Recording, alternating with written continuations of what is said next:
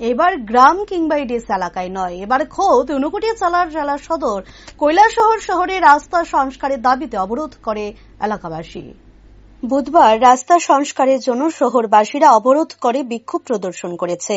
শুধু তাই নয়, রীতিমতো বাঁশ বেঁধে রাস্তা আটকে দিয়ে বড় বড় টায়ার আগুনে পুড়িয়ে বিক্ষোভ প্রদর্শন করেছে। ঘটনা কৈলাসহর পুর পরিষদের কাঁচের ঘাট এলাকায়। এলাকাবাসীরা জানান যে পুর পরিষদের 4 নং এবং 5 নং ওয়ার্ডের মধ্যবর্তী স্থানে নেতাজি বিদ্যাপীঠ ইংরেজি মিডিয়াম স্কুলের সম্মুখে বিগত 3-4 মাস পূর্বে একটি বক্স কালভার্ট নির্মাণ করা হয়েছিল এবং বক্স কালভার্টটি পূর্বের তুলনায় উঁচুতে নির্মাণ করা হয়, কিন্তু নির্মাণের শেষ মুহূর্তে বৃষ্টি এসে যাওয়ায় বক্স কালভার্টটি উঁচুতে নির্মাণ হবার ফলে বক্স কালভার্টের দুপাশের রাস্তাটি চলাচলের অযোগ্য হয়ে পড়ে। এমনকি বক্স কালভার্টের দুপাশের রাস্তা এতটাই কর্দমাক্ত হয়েছে যে প্রতিদিন ছোট বড় দুর্ঘটনা ঘটেছে। বক্স কালভার্টটি পূর্ত দপ্তরের পক্ষ থেকে করা হয়েছিল। এলাকাবাসীরা কয়েকবার স্থানীয় পূর্ত দপ্তরে আধিকারিকদের জানানোর পর আধিকারিকরা এলাকাবাসীর কাছে 3 দিনের সময় করে দেবে বলে আশ্বাস দেওয়ার পরও 1 মাস অতিক্রান্ত হয়ে গেল, আজ অবধি রাস্তার সংস্কার করা হয়নি। তাই বাধ্য এলাকাবাসীরা বুধবার সকাল 10:30 থেকে রাস্তা অবরোধ করে টায়ার আগুনে পুড়িয়ে বিক্ষোভ প্রদর্শন শুরু করে।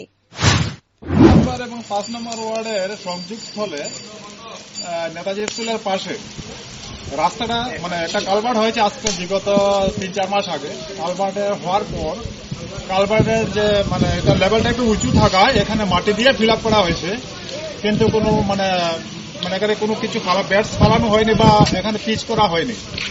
এতদিন তো মোটামুটি ছিল যখন বৃষ্টি ছিল না। এখন বৃষ্টি হওয়ার পর এই জায়গার মধ্যে একটা স্কুলের ছাত্রছাত্রীরা এইদিকে আসে প্রতিদিন, কয়েকশো হাজারের উপরে ছাত্ররা এইদিকে আসে, গার্জিয়ানরা আসে, এবং বৃষ্টি হওয়ার পরে এইদিকে আমাদের চোখের সামনে এখানে বাইক থেকে পড়ে, টুকটুক থেকে পড়ে বারবার অ্যাক্সিডেন্ট হচ্ছে।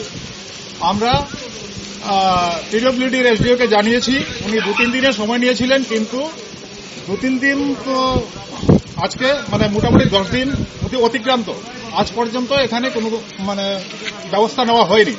তাই বাধ্য হয়ে আমরা আজকে রাস্তা অবরোধ করতে বাধ্য হয়েছি, যাতে প্রশাসনের গোচরে যায় এবং রাস্তাটা যুদ্ধকালীন তৎপরতায় যাতে এটা ঠিক হয়। আপনারা কতক্ষণ রাস্তা অবরোধ রাখবেন?